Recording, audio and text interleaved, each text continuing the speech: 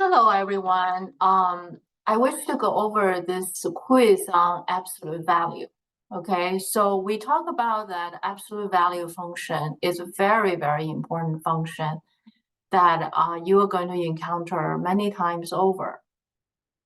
First of all, we went over this expression, which basically says let me write it down, right? This means the absolute value of a non-negative number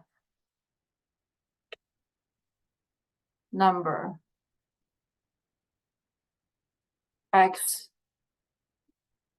is the same as the number x. That's what the first sentence says, right? That's the absolute value of a non-negative number is the same as the number. And the absolute value of a negative number x, right, which is the second case, is its opposite. The opposite, of course, is negative sign in front of it. Okay, so from the picture, you can see this piece is for when x is greater than or equal to 0, and this other piece is for when x is less than 0. So the domain and range together, domain is all real numbers. The range is x, absolute value of x is greater than or equal to 0. If we extend this statement, basically it says the absolute value of anything. Hold on, let me get that right. Okay, the absolute value of anything. By saying anything, we do mean anything. Okay, is greater than or equal to 0. Okay, so this is very, very important to understand. And also, in most of the cases, most of the questions we have is going to be falling into these three models. Equal, the absolute value is equals to a positive number. So the answer is either negative or positive of this positive number. If the absolute value less than a positive number, then the answer is between negative of that number, in this case, -3 and +3. And this is the graph, which most of us are most familiar with. If you have any questions, please don't hesitate to ask me. And for absolute value of x greater than 3, and we have these x less than -3 or x greater than 3. So on these three questions, right, the first one is basically these two models combined. Instead of 3, we have 5, right? So we're going to use these two models to set up. The next step to solve this is 3x. We view 3x as, the x, right? Less than or equal to -5 or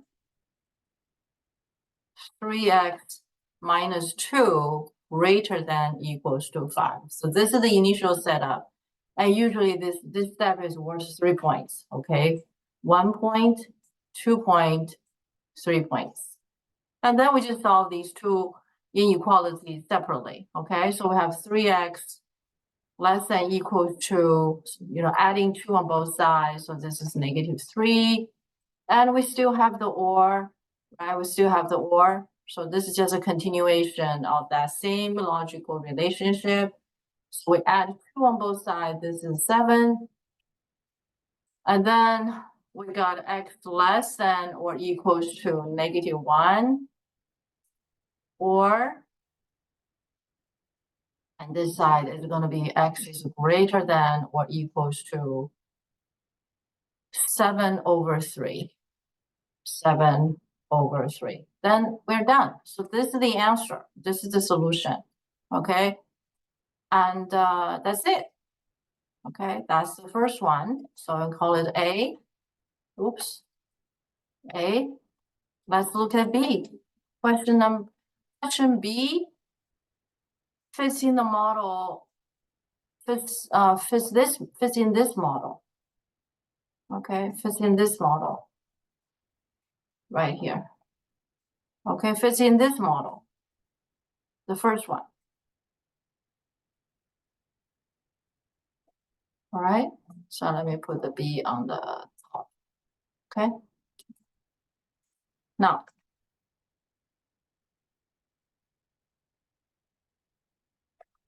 when we set up, you just have to set up because, see the absolute value x minus 4, you view x minus 4 as anything, right?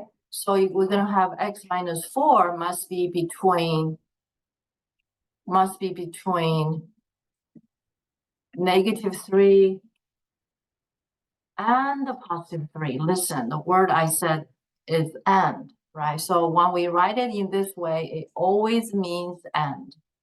And this is also on rubrics of points, and this step is equivalent to this step, which worth 3 points.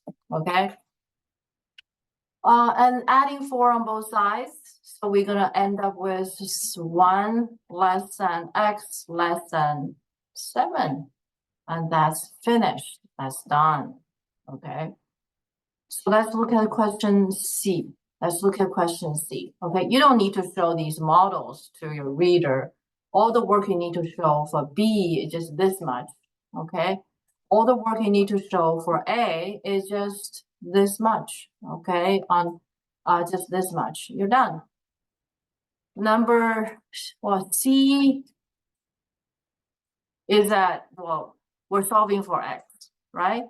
Knowing that we're looking for solutions. So understand, okay, we want to find all numbers such that this statement is true, right? So what statement can make it true? If we think of the range, right? If we understand the absolute value of anything is going to be greater than or equal to 0, right? And we want it, in this question, we want it to be less than or equal to 0. So the only case for this inequality to be true is just x equals to 0, okay? Some of you gave the answers as, oh no, there's no solution. Well, if it's less than 0, there's no solution, but less than or equal to 0, there is a solution, and this is the only solution. Okay, so this is the only solution.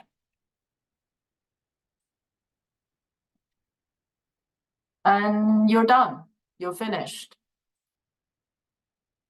That's all. Thank you for watching.